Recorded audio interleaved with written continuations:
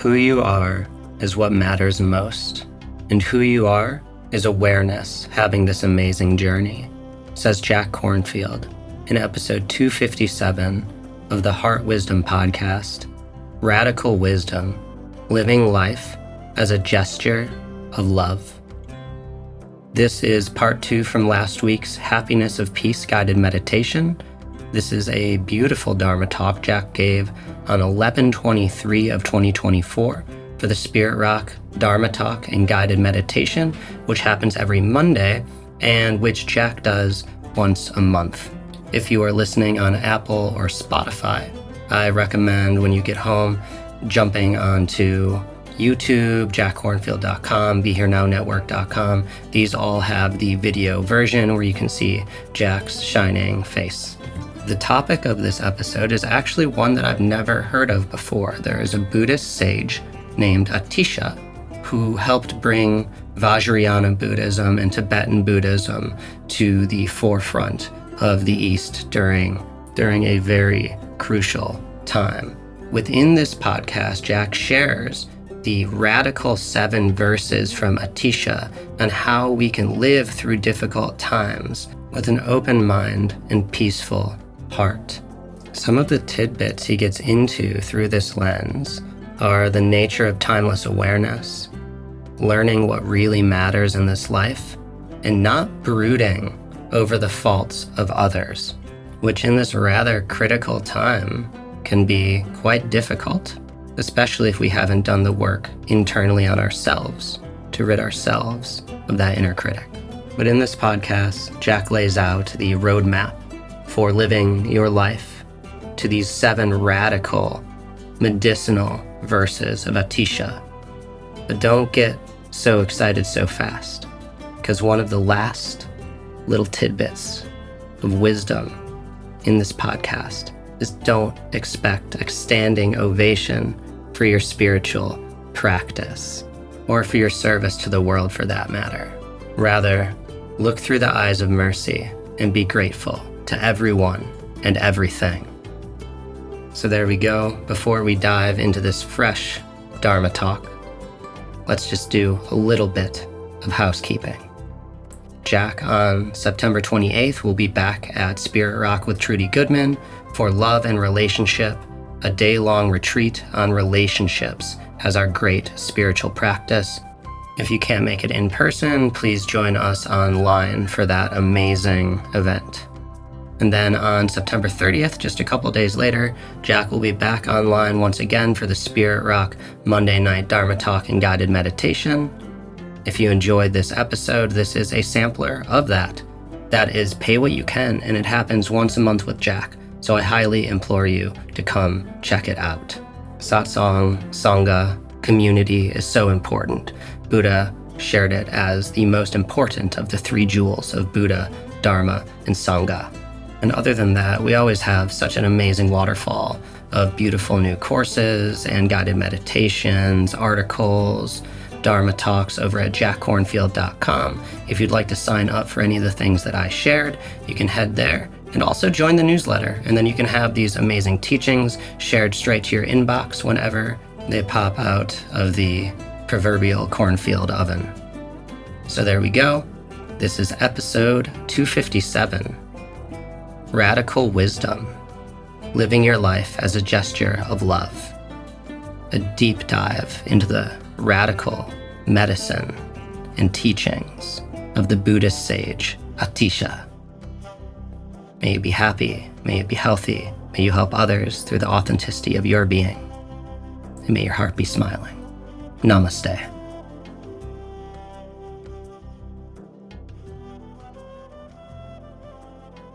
This evening, I'd like to do a teaching or a talk called The Radical Wisdom of Atīśa, who was one of the founders of Tibetan Vajrayana Buddhism, who'd gone from Nalanda in India to Tibet to teach. And I'm offering this. I gave this talk a few years ago, just at the beginning of the pandemic, or maybe before it. because it's a talk about radical medicine. Let me begin with a story about what's called an act of truth in India. There's a famous practice in India that if you offer an act of truth, it has a tremendous power. And so there was a family in India, middle-class family, going through their things, and their son, they had one son who they adored, got very sick.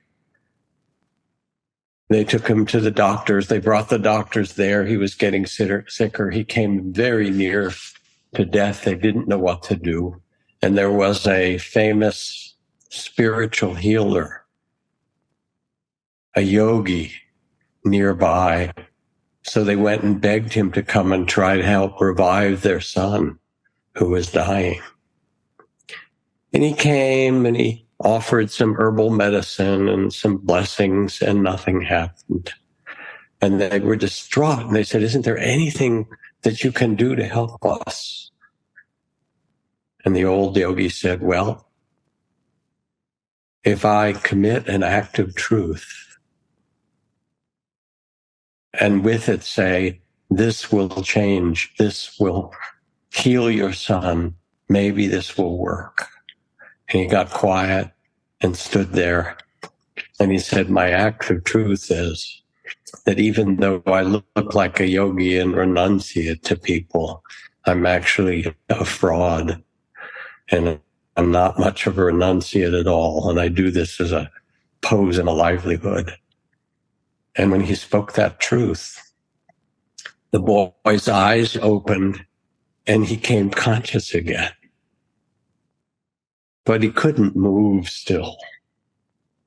He was lying there, and now they saw that he was being revived.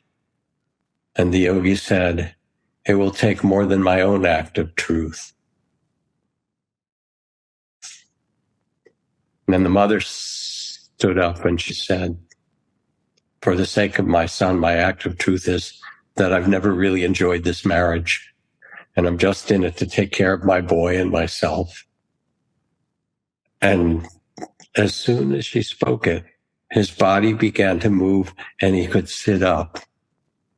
You can imagine how shocking these were for the others to hear.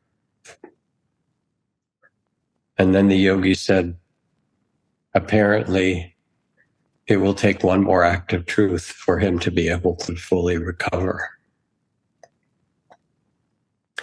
And the father said, "I seem to be a somewhat prosperous businessman, but I've really hidden the fact that I'm not very good at it. We're in debt, and sometimes I haven't been so honest."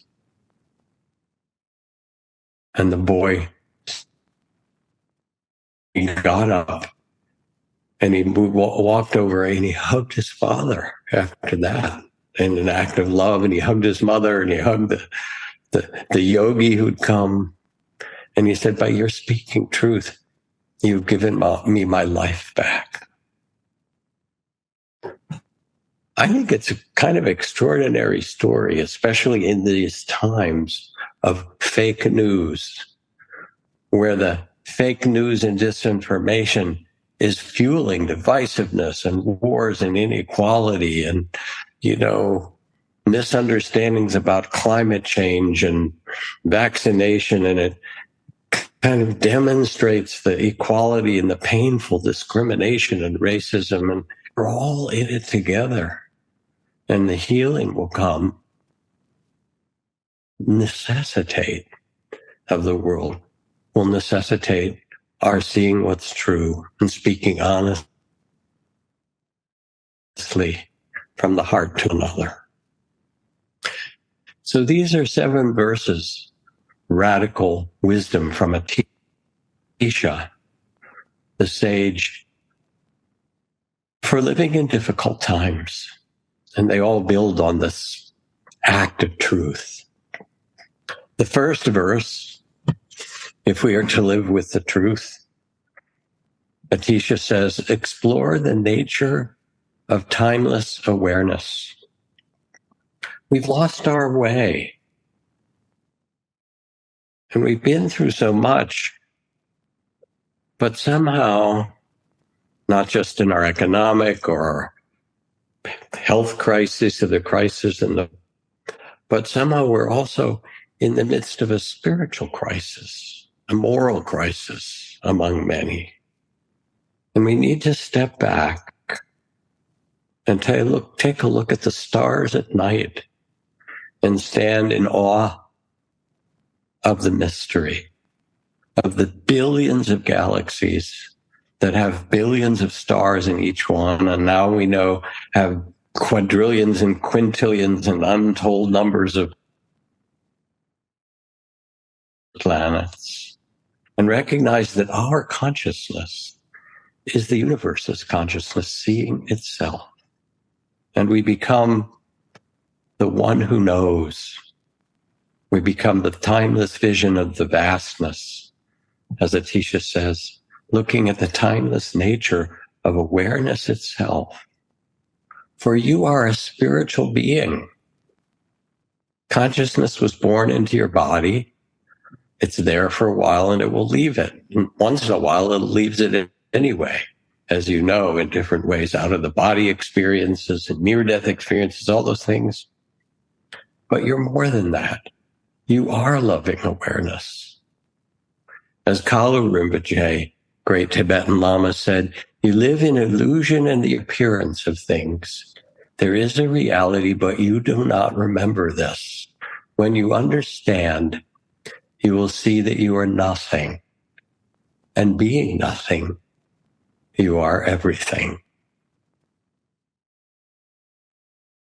When that sense of small self, separate self, called the body of fear, dissolves, and we know it, making love and walking in the high mountains and listening to a transcendent music or in meditation or sacred medicine, all these ways of sitting there when someone dies in that mysterious moment. Who we are is so much bigger than the small stories of our time and what our busy culture tells us to be. We are spiritual beings. And when we remember, there's a kind of grace that comes exploring the nature of our awareness. We become the witness. From the Tao, it says, when you remember, when you realize who you are, awareness itself, you naturally become tolerant, disinterested, amused, kind-hearted as a king, kind-hearted as a grandmother, dignified as a king, immersed in the wonder of life. You can deal with whatever life brings you, and even when death comes, you are ready. And I remember visiting Ram Dass, my dear, beloved friend, colleague, teacher, after he'd had his terrible stroke, and he was in the hospital. They gave him a 10% chance of survival at first, but he did.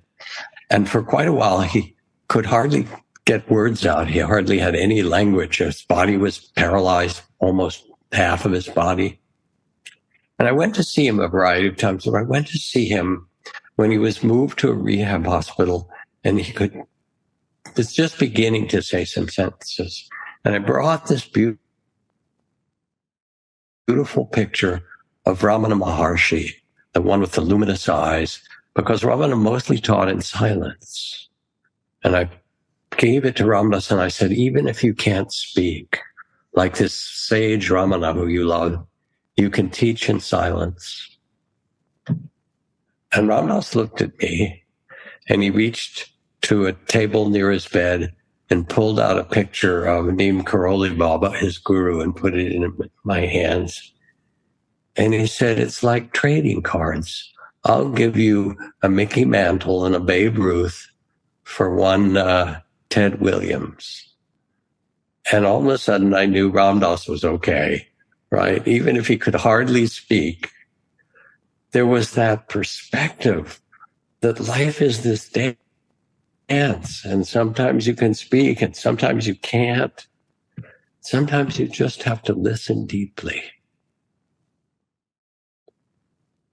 because who we are is what matters most. And who you are is awareness having this amazing life journey. And when you get quiet, you can really listen. Bill Moyers, who was Lyndon Johnson's press secretary, was asked to do a prayer in the White House one day as they were meeting, a number of people, and he did this prayer. And Lyndon Johnson, being who he was, sort of shouted, "Moyers, speak up. I can't hear you." And Bill Moyers replied, "I wasn't speaking to you, Mr. President." There's something that comes in the stillness when we step back and say, wow, what a mystery our life has been given with its joys and sorrows. And we become the loving witness of it all, of its beauty and its pain. This is timeless awareness, and it is who you really are.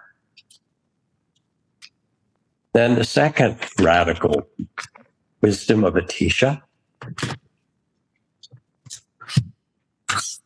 he says, don't be swayed by outer circumstances. So that's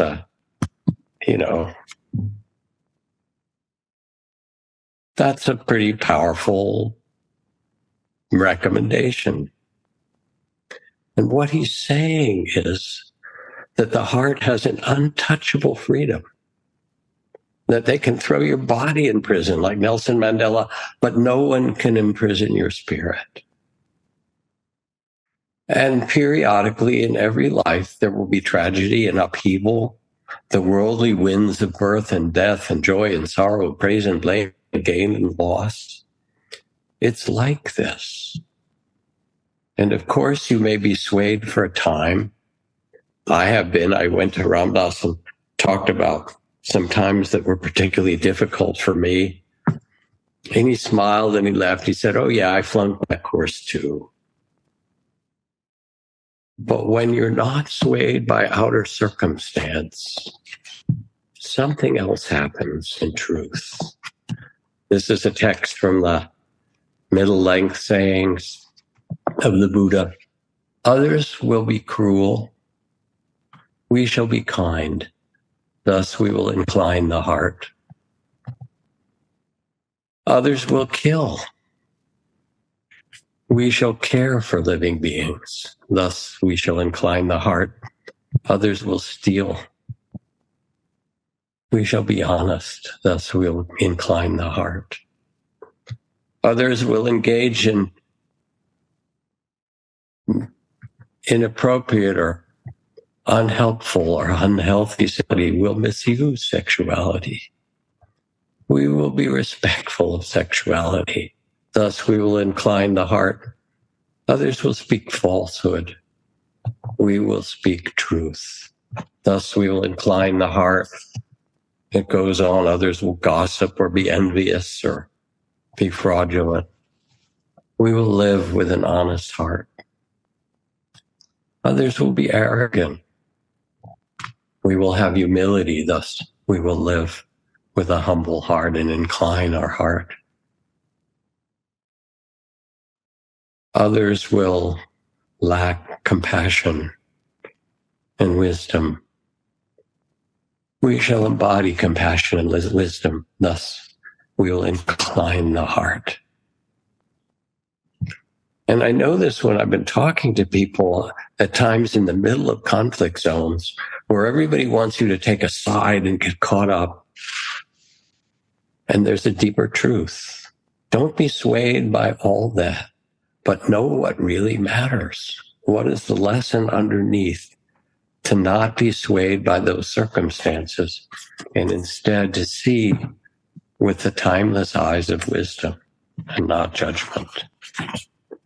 Jerry Flaxstead, a physician, describes his initial revulsion to a patient named Frank, an angry and obese homeless man who had diabetes, was unbathed, and had gangrenous legs and open sores.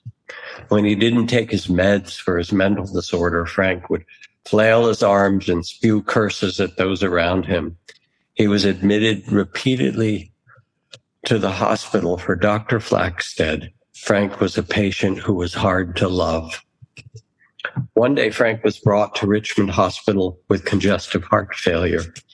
The diagnosis was serious, and Dr. Flaxted tended him as best as he could. And then 20 members of the down-home neighborhood church in whose shelter Frank sometimes slept arrived.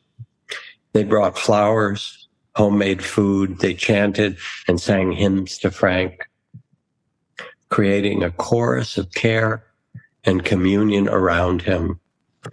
When Dr. Flaxted returns to Frank's room after tending to another patient on the ward, he saw that Frank was smiling, bathed in their love. The doctor realized he had never really seen Frank at all.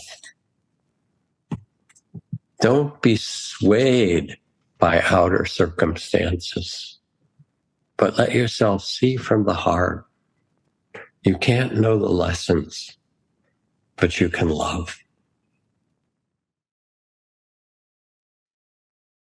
Stay true to what you know. Then Atīśa's third teaching, radical teaching. Consider all phenomena to be dreams. Remember how Shakespeare said it's all like a dream and our little life is rounded with a sleep or on a sleep. Like a star at dawn, a flash of lightning in a summer cloud, an echo, a rainbow, a phantom, a dream. All this world that seems so solid and unchanging to our senses and nervous systems, they actually organize it to make it seem solid, but it's not. Even your vision, your eyeball is actually moving all the time. It's not like a fixed camera. And then the brain takes the signals and it makes a steady image, but it's not what we see. Just nerve impulses in the brain. The consciousness creates the steady of things. But if you look deeply, it turns out tentative and emptiness shows through anywhere. You know? I mean, think about it. We're 2020, or the year 2000. Remember Y2K? Where did it go? It's back with the pyramids. It's back with Napoleon. It's back with the dinosaurs. It's back in the void where it came from. Every day and every new moment comes trooping out of emptiness and displays itself, and then it vanishes. Like a dream. And when you die, after you float out of your body, and there's generally this sense of looking back, and you go, wow, that was quite a ride, wasn't it? But you know that waking from dreams, wow, that was quite a dream, wasn't it? And when you know this, it turns things upside down a little bit. Because what seems unchangeable and stuck, there's so many possibilities. I saw a photo, 2 of them actually, that were taken of the Macy's Thanksgiving parade in New York, looking, I guess it would have been up or down Fifth Avenue. And one of those photos was taken in 1903. And the avenue was filled with carriages and horses. New York, 1903. The next photo was taken in 1908, 5 years later. There were hardly any horses. The whole avenue was filled with all these Tin Lizzies and, early autos. People say, oh, it's too late for climate change. I mean, it's a very compelling and important question. But things can change. They can get worse, they can get better, but they're not fixed. So if things are more changeable and tentative and they don't last and they're not substantial, every relationship changes. You know that. You'd like it to be fixed and it doesn't. Your body changes. You were this little tiny person. And now, you've sprouted in all these ways. And then it starts to get rickety. It just does. The Buddha said of his body, it was like an old coffin held together by leather straps and thongs, just kind of hanging in there. But if it's like a dream,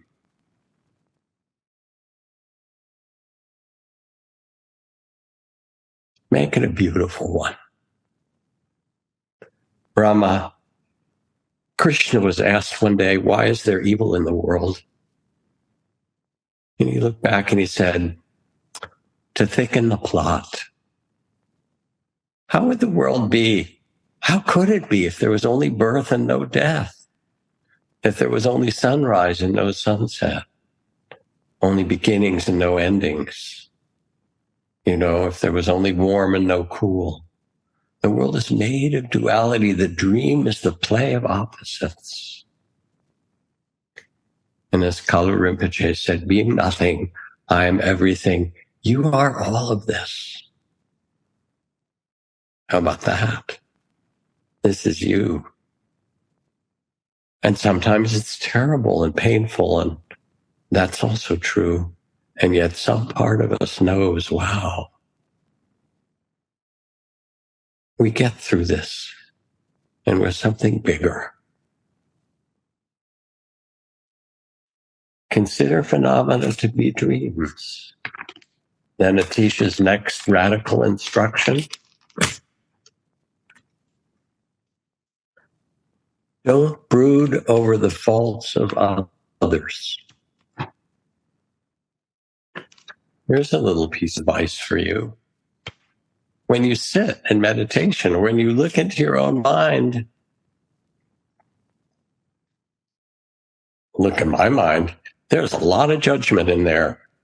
What's right and what's wrong, the way people could be. Of course, it tends to land on the people I know more than anything else. Oh no, on the politicians and on the this and that, and then on the artists. And then all of a sudden, it's like my mind is just filled with these ideas of how it should be and how they should be. And people, when they start to get quiet and they see how many thoughts, how the mind is racing, how many judgments, it's called seeing the waterfall, that inner movement. And I remember one woman coming into me on her first silent 10-day retreat, about 3 days in, with her eyes wide, and she said, help me. I'm locked in a phone booth with a lunatic. That's what it's like. When you go to Ajahn Chah's forest monastery, in this beautiful forest near the borders of Cambodia and Laos during the wartime, the Vietnam, Cambodian Lao War, there was an airbase not far away, a U.S. airbase, and you'd see the fighter planes and bombers take off, and maybe see flashes on the horizon. And wars come and wars go, birth and death, joy and sorrow. When you walked in, you felt at a place that invited you just to be. No judgment, no expectation. We have so many views of one another, and they can be really one-sided. I remember interviewing these old Catholic nuns for my book, After the Ecstasy of the Laundry, talking about what people had learned.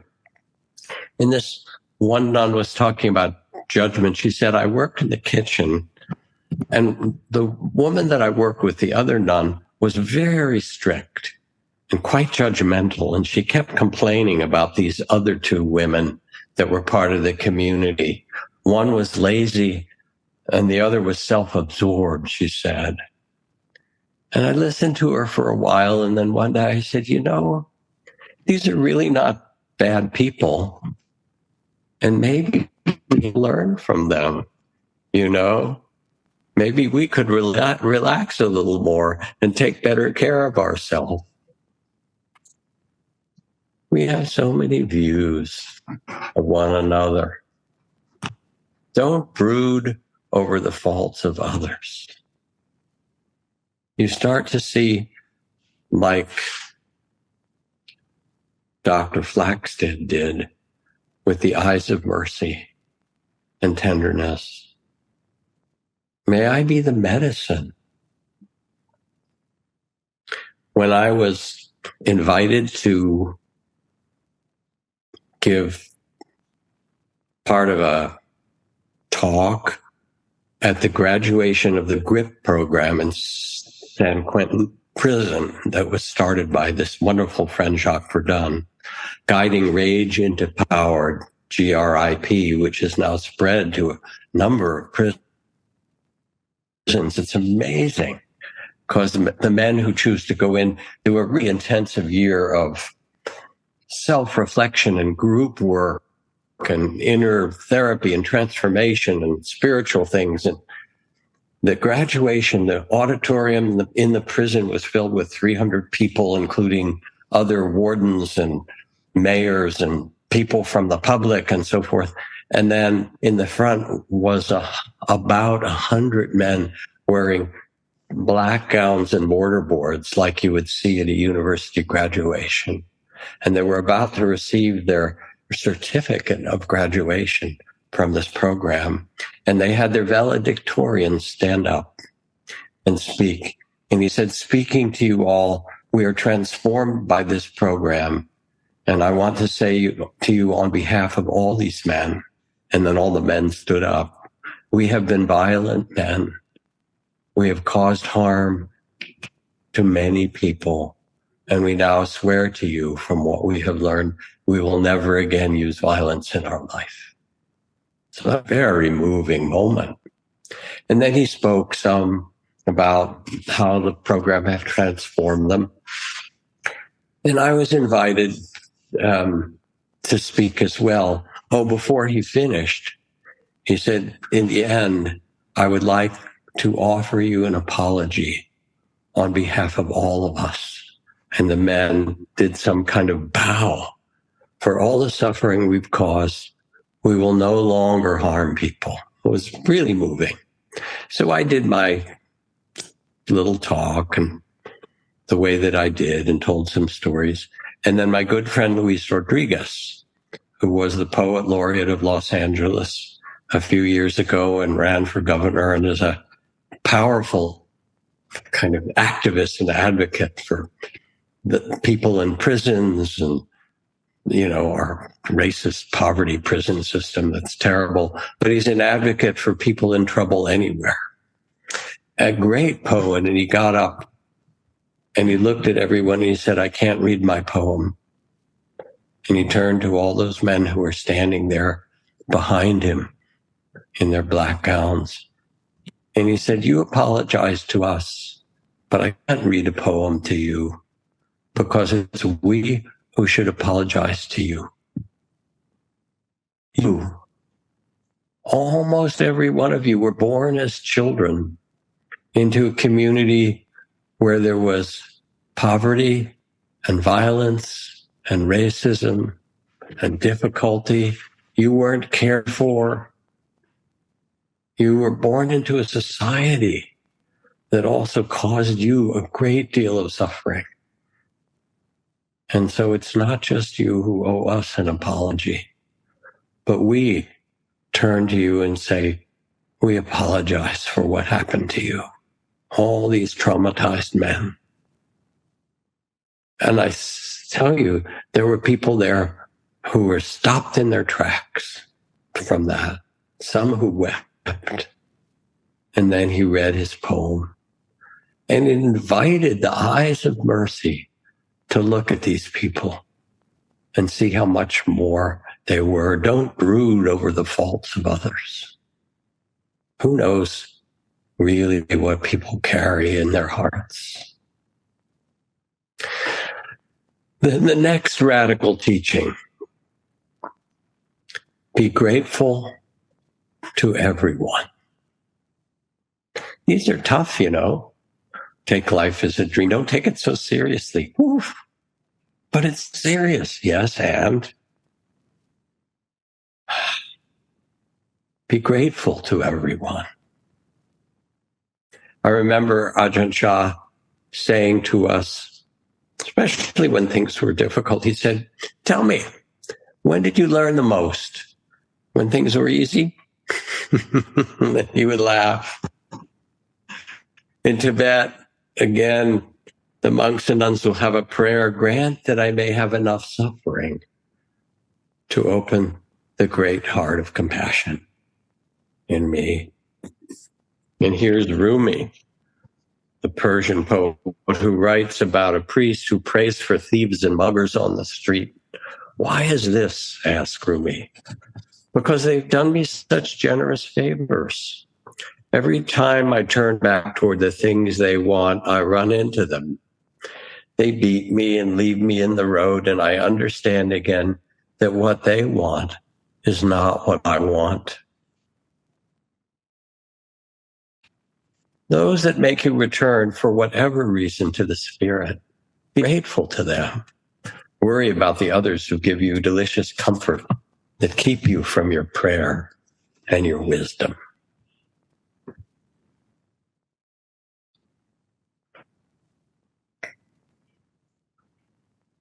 Be grateful to everyone, and even the ones that blame and are angry. And, underneath all that is fear and hurt and pain.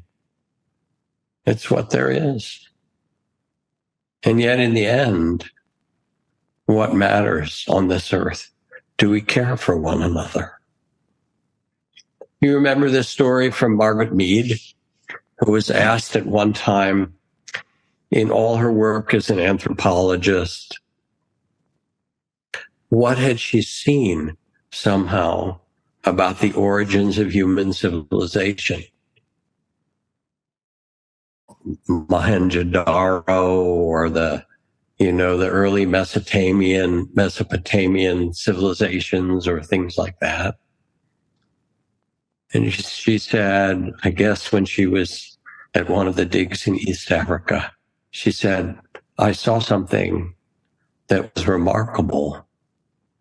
It was the skeleton of a man who had a broken femur bone that had healed. When I saw this skeleton, and it was very, very old, tens of thousands of years old, I realized that this man had broken his leg, and if any animal had broken its leg, it would be left in the bush to die.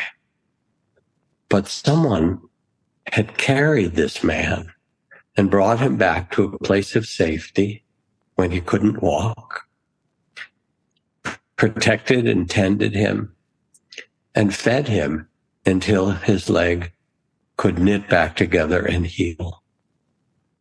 And Margaret looked up and she said, that is the beginning of human civilization. The fact that we can care for each other.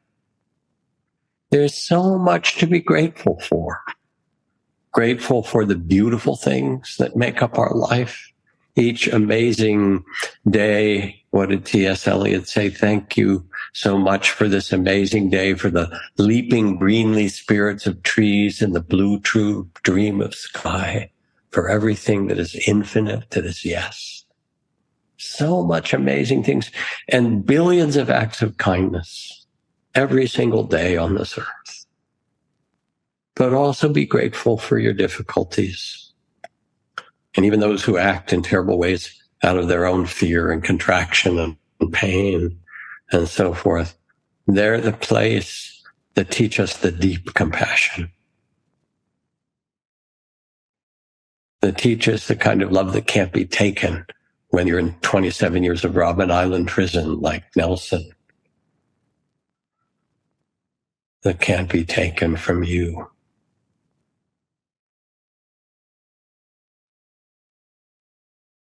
We need each other, you know. Be grateful. There is a story of Ishi. There's this amazing book that was written by the anthropologists, the Krobers, at University of California in Berkeley. And I think it's all being reevaluated now in the light of the native genocide and all the rest of it. But Ishi was the last of his people. And they invited him to come and live with him and tell them all about the language and the way he and his people had lived. And he taught them their songs and their myths. The one thing that he did not teach was a secret to his people. And that was the song that you sing to a person in their community when they're dying, that carries them to the pure place of love where all their tribe gathers after death. And as he got close to death, he realized that he had no one to sing the song to him. So he said, even though I have vowed to never tell anyone, I must tell you and ask that you keep my secret. Here is the song. Please sing me to my people, back to my people. And they did. I tell this story, it's poignant, it's moving, because it's true, we need each other. And in these particularly difficult times, we need each other more than ever, to buoy each other up, to sing to each other, to care for one another, and certainly to care for those who are struggling and needing help in all the ways around the world and around our community. Be grateful to everyone, all of them. The sixth of these radical teachings from Atīśa: at all times, simply rely on a joyful mind, a peaceful and joyful mind. As one Hasidic pastor and rabbi said, if you want to be joyful, every day when you come home from work, dance in the kitchen. And if it's late, take off your shoes and dance in your socks. There's something about living in joy. And you all know this passage from the Buddha, the teachings, instructions. Live in joy. Live in love, even among those who hate. That's medicine for the world right now. Live in joy and health, even among the afflicted. Live in joy and peace, even among the troubled. Free from fear and attachment. Know the sweet joy of living in the way. Simply rely on a joyful mind. Depression, fear, anxiety, they come. They're part of being human. But they're not really the game. They're a little bit shrunken, the small self, the body of fear. Who you are is bigger than that. You can dance in the kitchen if you take your shoes off or not. And you plant seeds. I believe it was Thoreau who said, no seed ever sees the flower. You plant seeds in the world of your good heart and your being, and you don't know when they will bear fruit, even in difficulties. I think of my colleague and inspiration and friend Ari Ratana during the Sri Lankan Civil War, which went on for a long time. And then the Norwegians tried to broker a peace deal, and he wanted to support it. So he called all the followers of his group Sarvodaya, which was the great Buddhist peace and service movement that taught villagers how to care for each other and the community of their villages as a meditation practice, to dig wells and build roads, to teach people how to care for and love each other across difference. And they all came to the great temple Anuradhapura by the hundreds of thousands. He had so many people that were inspired by him. And he got up and he said, what I want to offer you today is the Sarvodaya 500-year peace plan. He said, it's taken us 500 years to get into this conflict and civil war. And so it will probably take just as long to get out of it. And I offer you a plan that has 5 years of ceasefire and 10 years of reopening schools and rebuilding roads and 25 years of learning each other's languages and integrating our communities, and 50 years of building the economy in all the places that have been left out step by step. So after 100 years, we'll pause and see if we're going in the right direction, and then we'll do it again and again. And maybe in 500 years, Sri Lanka will be that island of peace.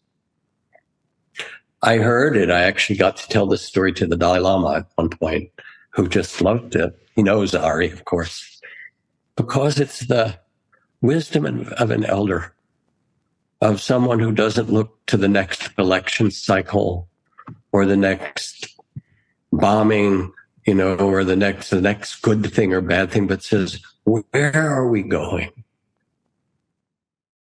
And how do we open the joyful mind to say that this is possible, however long it takes? At all times, simply rely on a joyful mind and a joyful heart. And when you do, look around. There's so much beauty. Every iris, and every maple tree in autumn. I mean, I'm using the kind of trite things. Every little green thing that pushes itself up through the sidewalk, and every floating of the clouds in a form that we've never seen before. Because the amazing thing is that every moment is new, and it's never happened. Never, never, never. And tomorrow, nobody has a clue what's going to happen tomorrow. We have some clues. I take that back. That was wrong. But we don't really know. We do not know. And so instead, let the thread be one of joy and love for all of this mystery. And then finally, says Atīśa, in the seventh of these radical teachings, don't expect a standing ovation. I love this one. And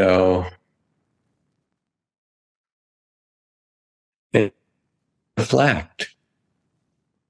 We need to listen to each other more deeply. All the different sides, because they all have something to teach us. We have to listen with an open heart and an open mind. We have to befriend one another. We have to offer the best of our humanitarian impulse, whether it's food or medicine or standing up with people or letting them know that you're with them from the most peaceful heart. And you might say, well, what can I do? Ukraine, Gaza, Israel, Burma, Sudan, our prisons. I mean, I could just go on. You know the list. Do. Remember the story of the great waves that brought up on a beach in Baja thousands of starfish and then receded, and the starfish were all there on the beach, unable to get back into the water and dying. Thousands. And one young man went down to the beach and saw an older fellow walking along the beach, and every few steps he would pick up a starfish and toss it back into the ocean And the young man went and looked at him and said, how can you keep doing this? I mean, there's tens of thousands of starfish. It won't matter if you throw a few back in. And the man reached down and picked up another starfish and threw it in and said, matters to this one. This is how we repair the world. This is how we grow in love. And if we don't grow in love, suffering will have won. But it's not true. Love wins in the end. It always does. It always does. And even the terrible things that happen often are just twisted love. Trauma and fear underneath, trying to protect, hold on.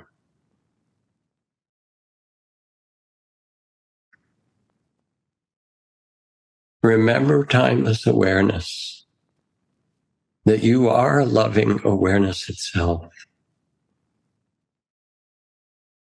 And send out your prayers on the wind as you dance through this mystery. Yes, you can throw a starfish back in every few steps. It's a beautiful thing. There's lots of starfish around you, close and far. You can, but do it joyfully. When a baby's born, we hold them with love. And when a dear one dies, we sit with them at the bedside, if we can, and hold their hands and gaze with so much love. That's how we begin and end. That's where it starts and ends. Let your life be a gesture of love.